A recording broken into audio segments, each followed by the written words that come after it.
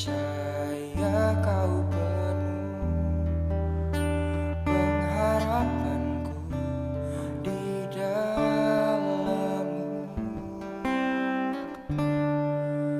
Yesus, hanya Kau yang ku andalkan,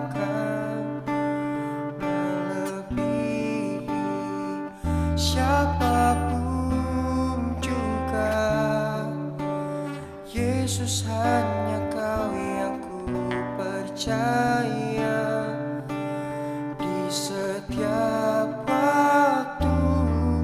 Tiada lain yang ku andalkan selain Kau, Yesus.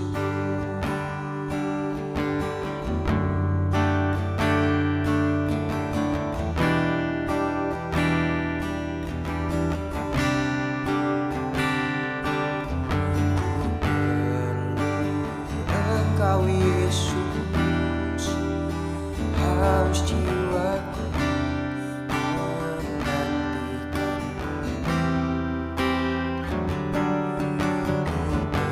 Percaya Kau penuh pengharapanku di dalam-Mu. Yesus, hanya Kau yang ku andalkan, melebihi siapapun juga. Yesus, hanya Kau yang ku percaya di setiap waktu.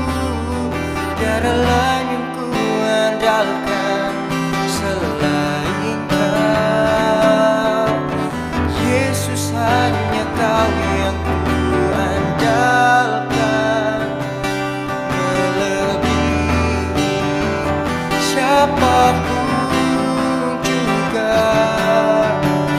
Yesus, hanya Kau yang ku percaya di setiap waktu. Tiada lain yang ku andalkan selain Kau, Yesus.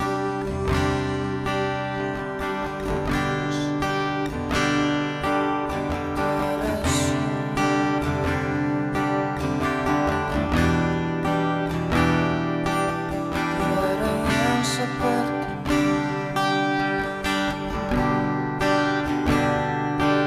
tiada yang seperti Tuhan.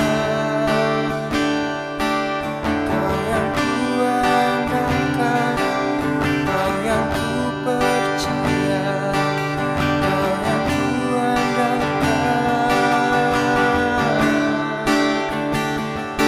Hanya Kau pengharapan hidupku. Haleluya.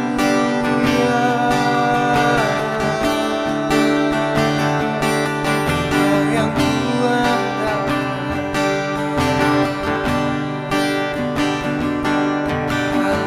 Haleluya.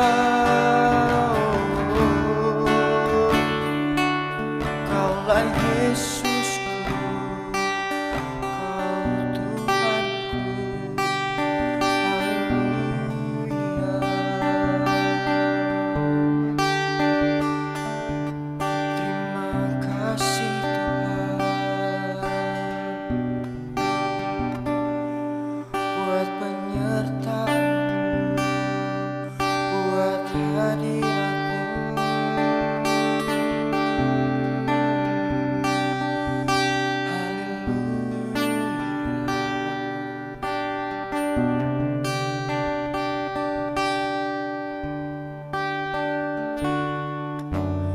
Yesus, hanya Kau yang ku andalkan,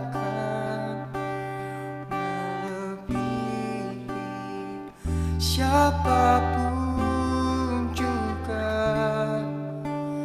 Yesus, hanya Kau yang ku percaya di setiap waktu. Tiada lain yang ku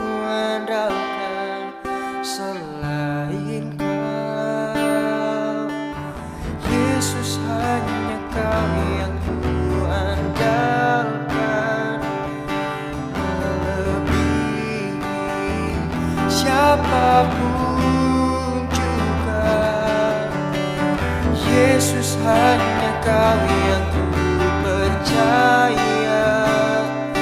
Di setiap waktu tiada lain yang ku andalkan selain Kau. Tiada lain yang ku andalkan selain Kau. Tiada lain yang ku andalkan selain Kau.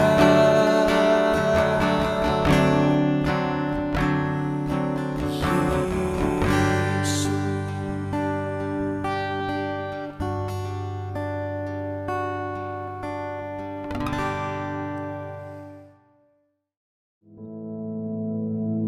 Our Father, which art in heaven, hallowed be thy name. Thy kingdom come, thy will be done in earth as it is in heaven. Give us this day our daily bread, and forgive us our debts, as we forgive our debtors. And lead us not into temptation, but deliver us from evil. For thine is the kingdom, and the power, and the glory, forever. Amen.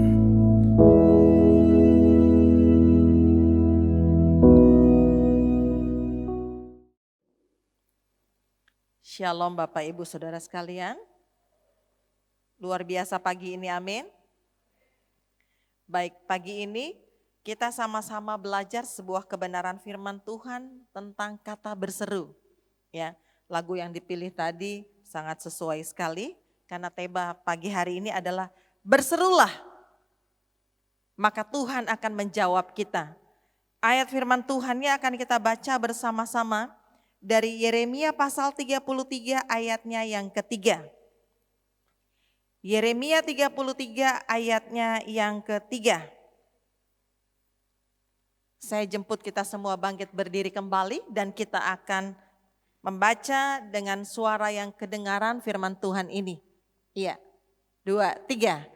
Berserulah kepadaku, maka aku akan menjawab engkau dan akan memberitahukan kepadamu hal-hal yang besar dan yang tidak terpahami, yakni hal-hal yang tidak kau ketahui. Amin. Silakan duduk. Ayat ini berkata, berserulah maka aku akan menjawab engkau. Kata berseru bukanlah kata-kata biasa yang disampaikan dengan nada yang sangat datar. Kata berseru berarti ada sebuah teriakan, ada sebuah jeritan, ada sesuatu yang lebih daripada sekedar kata-kata biasa. Kata berseru menunjukkan ada sebuah reaksi dari dalam, bukan sekedar reaksi yang dibuat dari luar. Yang dimaksudkan ayat ini untuk berseru kepada Tuhan. Doa yang dinaikkan kepada Tuhan adalah doa yang sampai kepada tingkat dari dalam diri kita. Ada sesuatu, ada sebuah gelombang, ada sesuatu yang panas yang membuat kita akhirnya tidak tahan hanya berdiam diri, tidak tahan hanya berdoa biasa, tetapi sesuatu yang lebih besar dari yang biasanya. Dan kita lantunkan itu, kita naikkan kata-kata itu kepada Tuhan. Mungkin kita rajin dan sering berdoa, tetapi tambah satu lagi sesuai firman Tuhan katakan, berserulah, teriakanlah, serukanlah.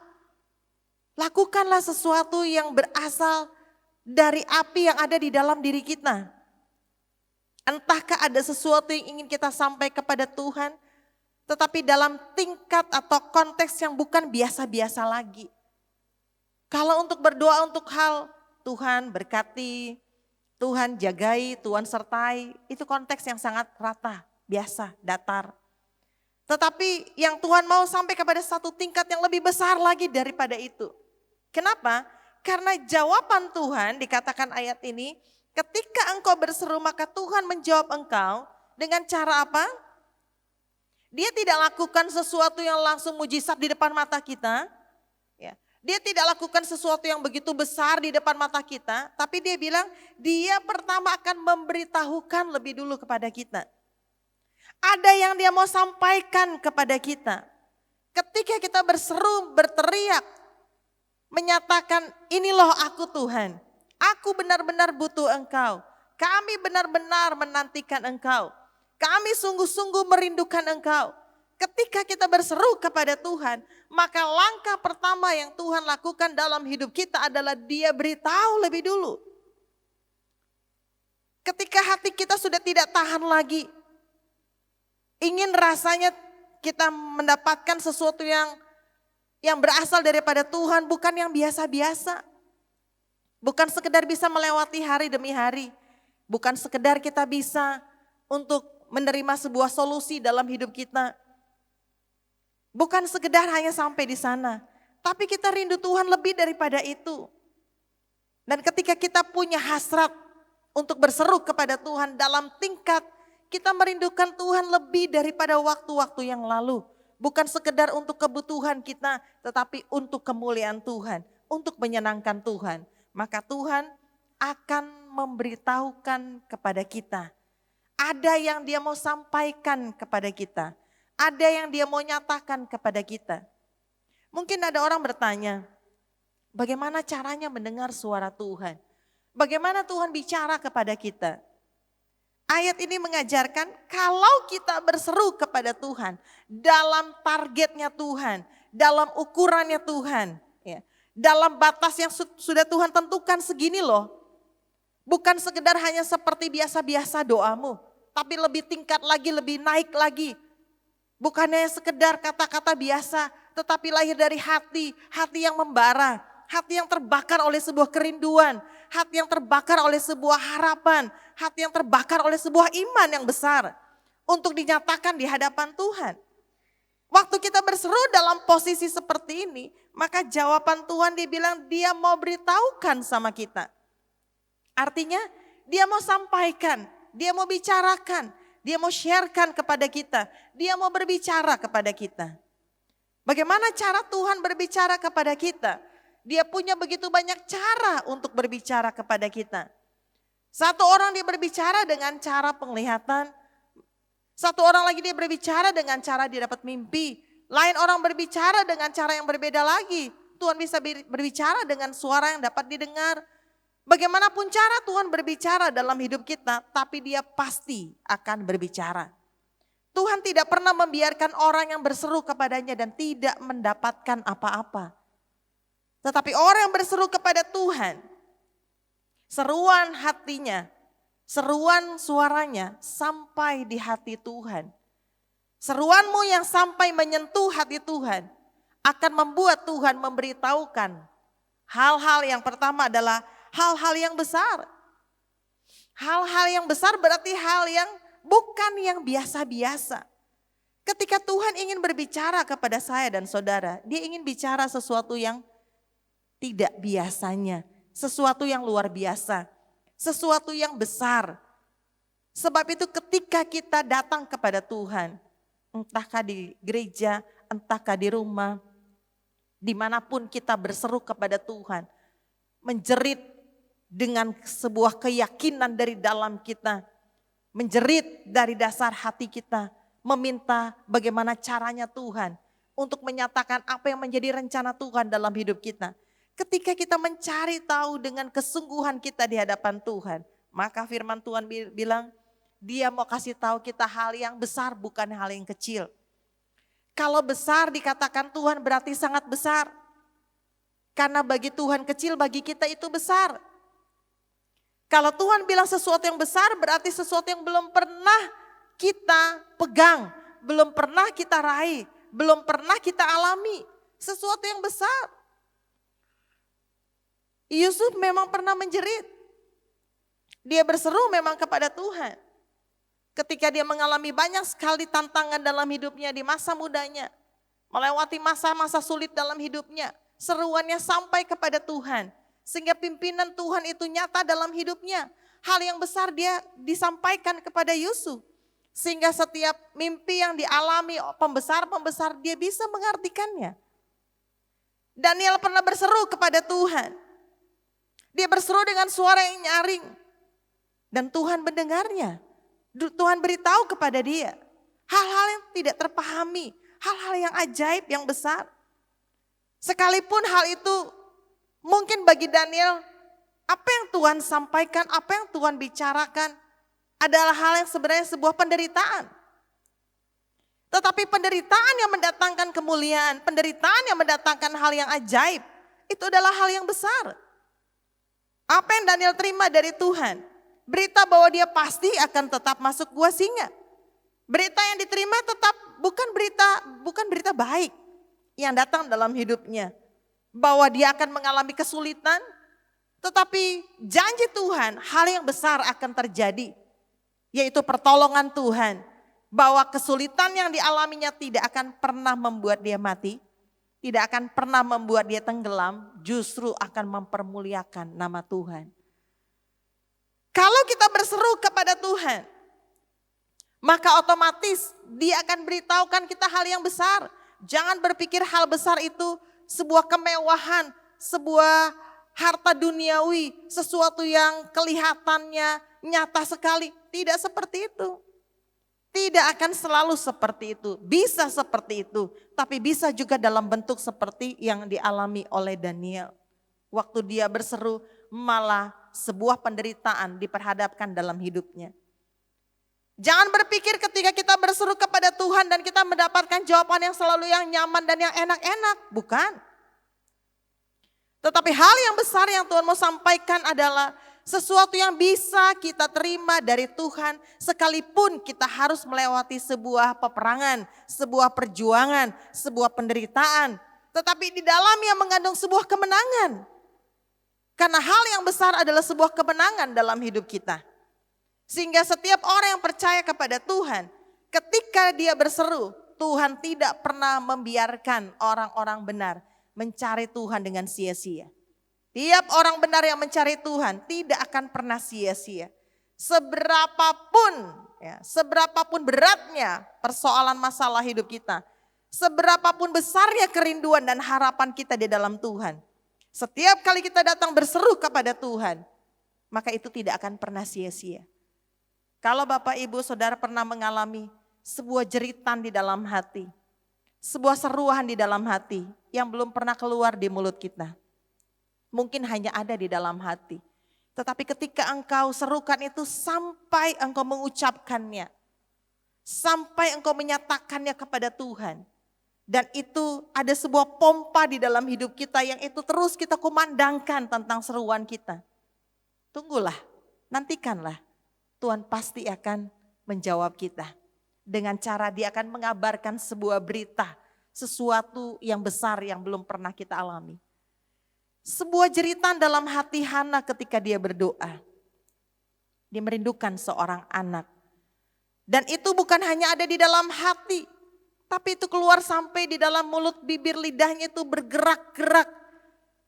Terucap dengan bahasa yang tidak dimengerti. Saking seruan dan jeritan di dalam hatinya kepada Tuhan. Dan itu menyentuh hati Tuhan. Itu sampai kepada hati Tuhan. Itu sampai kepada telinga Tuhan. Dan ketika seruan dan jeritan hati kita itu sampai ke telinga Tuhan, maka Tuhan menjawabnya. Memiliki seorang bayi, memiliki seorang anak itu hal yang biasa. Tetapi Hana merindukan itu yang tidak dia miliki saat itu. Bagi dia itu hal yang besar, tapi bagi Tuhan bukan itu hal yang besar. Hal yang besar bukan ketika Tuhan memberikan anak kepada dia, bukan. Tetapi hal yang besar adalah janji bahwa anaknya ini akan dipakai oleh Tuhan. Akan memuliakan Tuhan. Akan hidup dalam pengurapan Tuhan. Dan menjadi Allah Tuhan bagi kemuliaan nama Tuhan. Hal yang besar bagi Tuhan berbeda dengan ukuran kita manusia. Hal yang besar bagi Tuhan itu bicara bukan satu masa, satu waktu tertentu saja.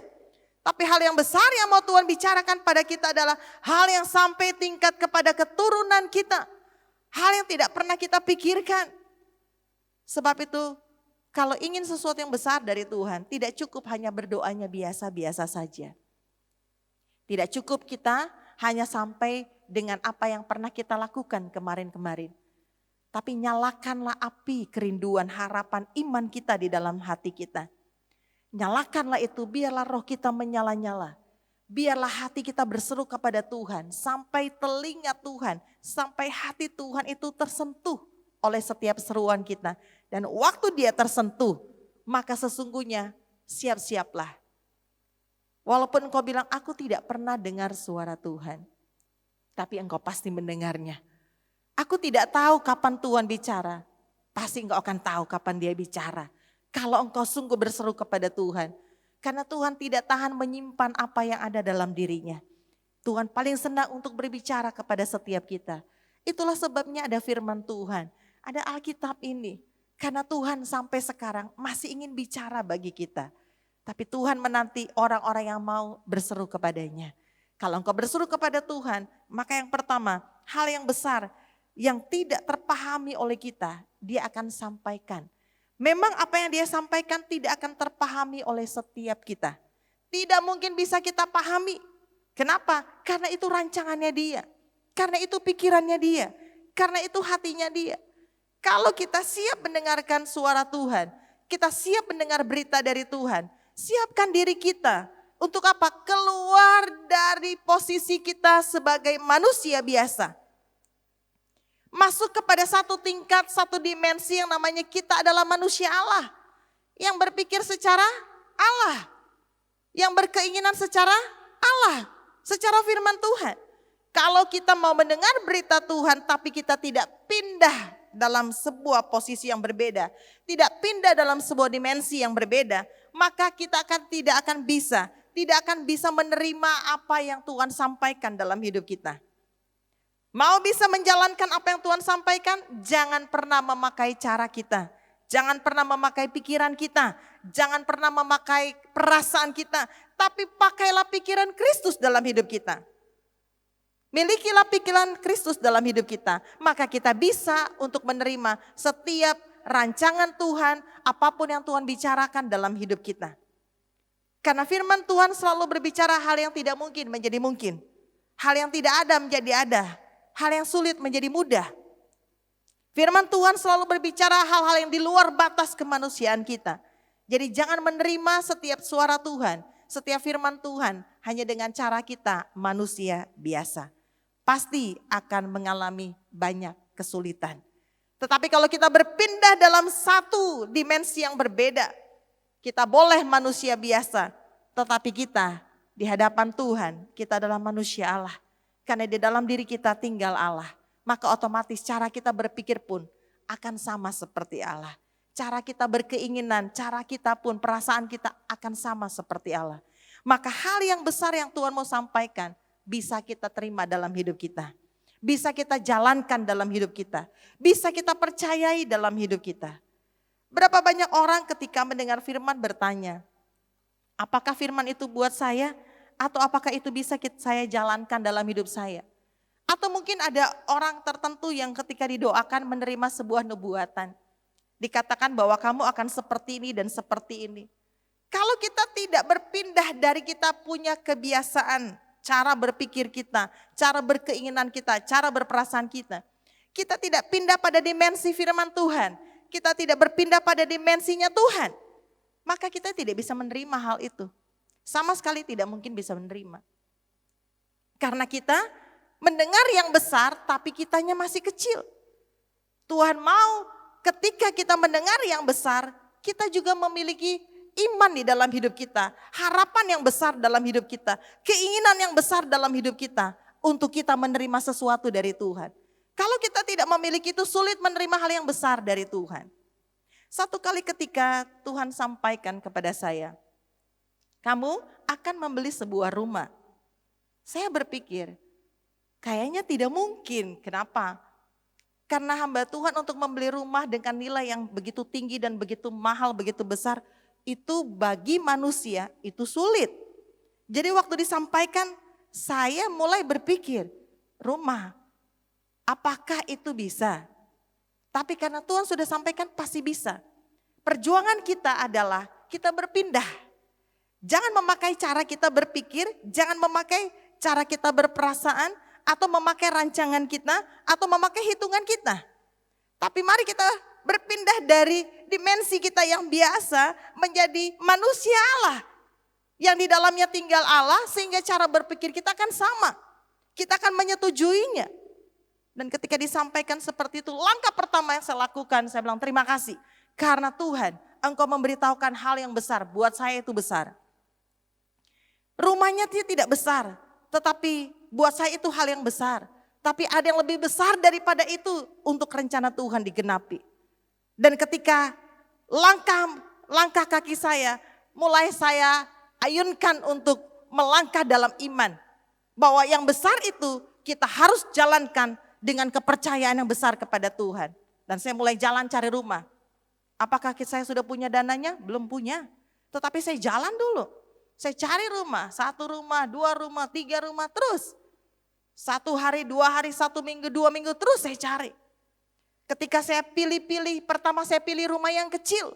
Kenapa? Saya pikir rumah kecil pasti harganya murah. Tidak akan semahal itu. Dan dalam kategori saya rasanya masih bisa saya beli. Tetapi Tuhan tidak mau seperti itu. Kalau dia memberitahukan hal yang besar, berarti hal yang tidak mungkin kita jalani.